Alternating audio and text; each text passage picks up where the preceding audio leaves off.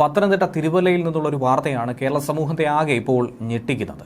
ഒരു യുവാവിൻ്റെ വൈരാഗ്യത്തെ തുടർന്ന് ഒരു യുവാവിൻ്റെ ജനനേന്ദ്രിയം കടിച്ചു പറിച്ചൊരു സംഭവമാണ് ഏറെ നടുക്കിയ രീതിയിൽ കഴിഞ്ഞ ദിവസം പുറത്തു വന്നത്. എന്നാൽ ഈ സംഭവവുമായി ബന്ധപ്പെട്ട് പോലീസിൻ്റെ കസ്റ്റഡിയിലായിരുന്ന പ്രതി പോലീസ് സ്റ്റേഷനിൽ നിന്നും അതിവിദഗ്ധമായി രക്ഷപ്പെടുകയാണ് ചെയ്തത്.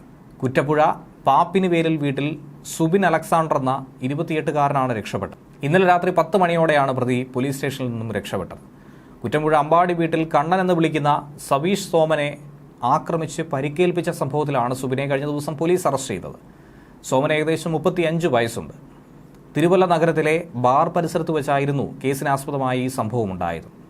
വൈകുന്നേരം 6 മണിയോടെ രണ്ടുപേരും തമ്മിൽ അടിപിടി ഉണ്ടാവുകയാണ് ചെയ്തത്. അതിനുശേഷമാണ് സംഭവം നടക്കുന്നത്. ബാറിൽ നിന്നും മദ്യപിച്ച് ഇറങ്ങി വന്ന സുബിൻ സവീഷിൻ്റെ മൊബൈൽ ഫോൺ വാങ്ങി. അല്പസമയത്തിന് ശേഷം സവീഷ് മൊബൈൽ ഫോൺ തിരികെ ആവശ്യപ്പെട്ടു. പക്ഷേ ഫോൺ തിരിച്ചു കൊടുക്കണമെങ്കിൽ 3000 രൂപ കൊടുക്കണമെന്ന ആവശ്യമായി സുബിൻ്റേത്. ഇല്ല എങ്കിൽ ഫോൺ തരില്ല എന്ന് തന്നെ വ്യക്തമാക്കി.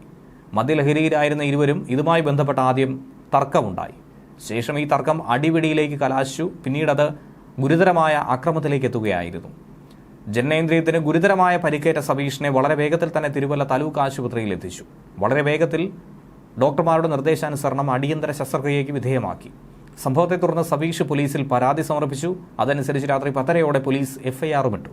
കേസെടുക്കുന്നതിന് മുൻപേ തന്നെ സുബിൻ സ്റ്റേഷനിൽ നിന്നും ഓടി രക്ഷപ്പെടുകയായിരുന്നു. പ്രതിയെ കണ്ടെത്താൻ വേണ്ടിയിട്ടുള്ള ഊർജിതമായ അന്വേഷണം നടക്കുന്നുവെന്നാണ് സ്റ്റേഷൻ SHO BK സുനിൽകൃഷ്ണൻ നിലവിൽ മാധ്യമങ്ങളോട് പറഞ്ഞിരിക്കുന്നത്. സുബിനാകട്ടെ സ്ഥിരം കുറ്റവാളി തന്നെയാണെന്നാണ് പോലീസും വ്യക്തമാക്കുന്നത്. 2023 സുബിനെ കാപ്പ ചുമത്തി നാട് കടത്തിയിരുന്നു. തിരികെ എത്തിയിട്ടും നിരവധി കേസുകളിൽ പ്രതിയായിരുന്നു.